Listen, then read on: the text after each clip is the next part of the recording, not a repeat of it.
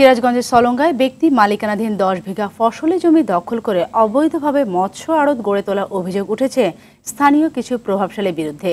এতে একদিকে যেমন বড় অঙ্কের রাজস্ব হারাচ্ছে সরকার, অন্যদিকে জমির মালিকরা বঞ্চিত হচ্ছে উৎপাদিত ফসল থেকে। দীর্ঘদিন প্রশাসন নীরব থাকলেও এবার ব্যবস্থা নেওয়ার আশ্বাস দিয়েছে।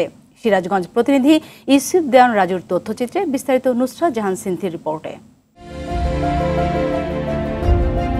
যোগাযোগ ব্যবস্থার আমূল পরিবর্তনের জন্য সরকার সিরাজগঞ্জের হাটিকুমরুল গোলচত্বর এলাকায় ইন্টারচেঞ্জ প্রকল্প হাতে নেয়। এ কারণে স্থানীয় আড়তটিও উচ্ছেদ করা হয়। বিকল্প ব্যবস্থা হিসেবে 7 ডিগ্রি মৌজার তালতলা লালন শাহ বাজার ও মৎস্য আড়তে মাছ বেচা কেনার কার্যক্রম পরিচালনার নির্দেশ দেওয়া হয়। তবে স্থানীয়দের অভিযোগ, সলঙ্গা থানা আওয়ামী লীগের সভাপতি রায়হান গফুর ও সদস্য আব্দুল হাই সরকারের নেতৃত্বে অসাধু সিন্ডিকেট প্রতারণার মাধ্যমে ব্যক্তি মালিকানাধীন 10 বিঘা ফসলি জমি দখল করে কবুতরের চর সমবায় মৎস্য আড়ত নামে একটি আড়ত করে তুলেছে। নগদে 500 টাকা বা তার বেশি পেমেন্টে পেতে পারেন ঢাকায় জমি সহ 20 কোটি টাকার পুরস্কার।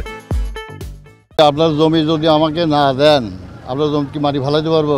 আমি জমি লিস্ট নিয়েছি, তার ডকুমেন্টস আছে, ডকুমেন্টস ছাড়া এখানে কোনো রকমের কাজ হয় না। প্রকৃত জমির মালিকদের সঙ্গে সমন্বয় এবং সরকারের অনুমোদন না নিয়ে নিরীহ মানুষদের ঠকিয়ে কয়েক কোটি টাকা হাতিয়ে নেওয়ার অভিযোগ উঠেছে চক্রটির বিরুদ্ধে। এখানে সমবায় হোটেল নামে একটা হোটেল করা হয়েছে, যে জায়গাটা আমার এবং আমার স্ত্রীর নামে।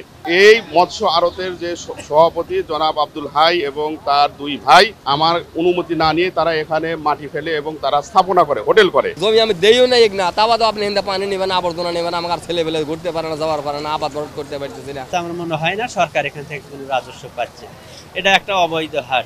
এছাড়া বরফকল স্থাপন করায় লবণাক্ত পানির কারণে আড়তের আশেপাশের জমির ফসল ক্ষতিগ্রস্ত হচ্ছে। বিষয়টি স্থানীয় সংসদ সদস্য, উপজেলা নির্বাহী কর্মকর্তা সহ স্থানীয় প্রশাসন অবগত থাকলেও রহস্যজনক কারণে কোনো ব্যবস্থা নিচ্ছে না।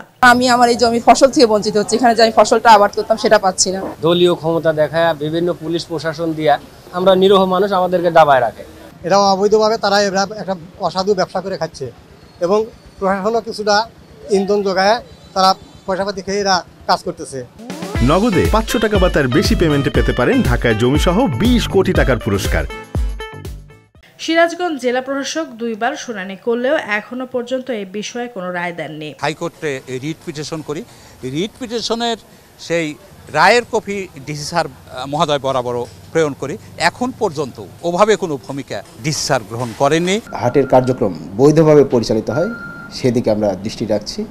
অবৈধভাবে কোনোভাবে যাতে হাট না চলে সে বিষয়ে আমাদের অবশ্যই সজাগ দৃষ্টি আছে। সংঘবদ্ধ চক্রের কবল থেকে জমি উদ্ধারে মালিকরা এরই মধ্যে মানববন্ধন ও সংবাদ সম্মেলন করেছেন। এরপরও প্রশাসন ব্যবস্থা না নিলে আগামীতে বৃহত্তর কর্মসূচির হুঁশিয়ারি দিয়েছেন তারা। নুসরাত জাহান সিন্থি, RTV।